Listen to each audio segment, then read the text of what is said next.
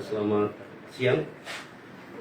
Yang saya hormati rekan dari Ditumas, Kasubdit 5, Cyber, Polda Sulsel, dan seluruh rekan-rekan media, baik cetak dan elektronik. Siang ini kita akan rilis sehubungan dengan pengungkapan kasus yang sedang kita tangani, yakni kasus pengungkapan dengan kasus penipuan melalui media elektronik, di mana kasus ini berawal dari 4 atau 5 laporan polisi. 5 laporan polisi.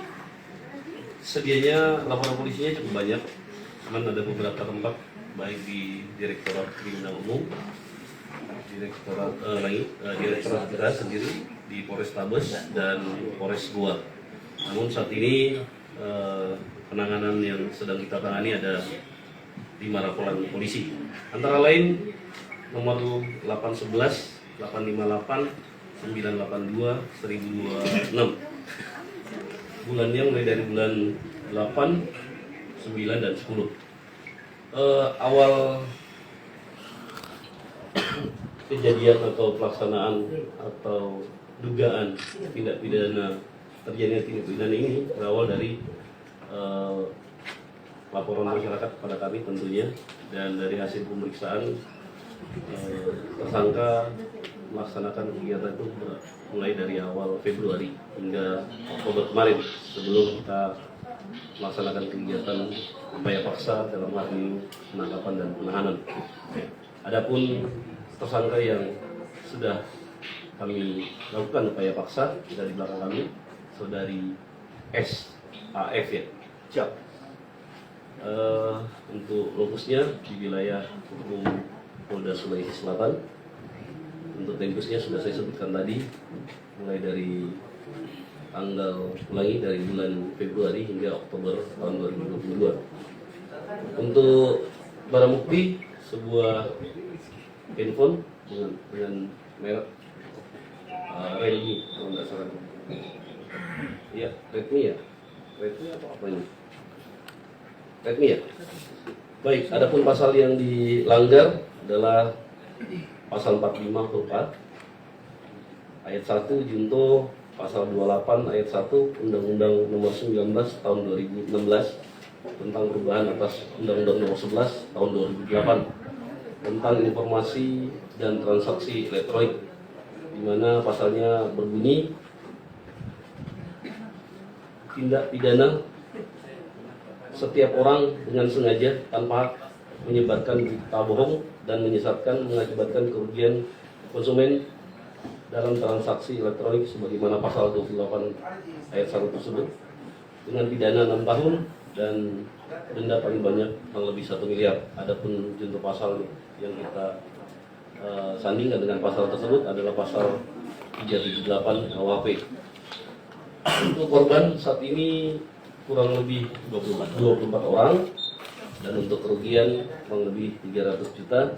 Dan saat ini pada seluruh rekan-rekan per tanggal 21 atau 22 kemarin kita sudah melakukan upaya paksa terhadap saudari S, baik dalam hal ini penangkapan dan penahanan.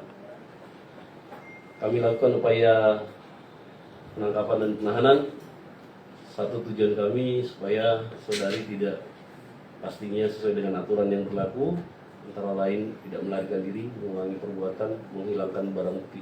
Adapun hal-hal yang lain yang kita antisipasi, jangan sampai para korban melakukan hal-hal atau tindakan yang mungkin akan menimbulkan kejadian lain yang bisa merugikan para pelapor sendiri atau yang lainnya. Mungkin ini yang bisa saya sampaikan pada kesempatan ini. Kantornya disegel nggak Pak? Untuk kantornya kita saat ini kita amankan dulu ya. Perkara segel nanti kita lihat, karena setelah kita adakan pemeriksaan, rupanya bukan atas nama dia, hanya sewa. Ini perlakuannya berbeda Bapak. Kalau kita itu pemiliknya sendiri, Bisaran gambaran kita bisa sita dan lain-lain sebagainya.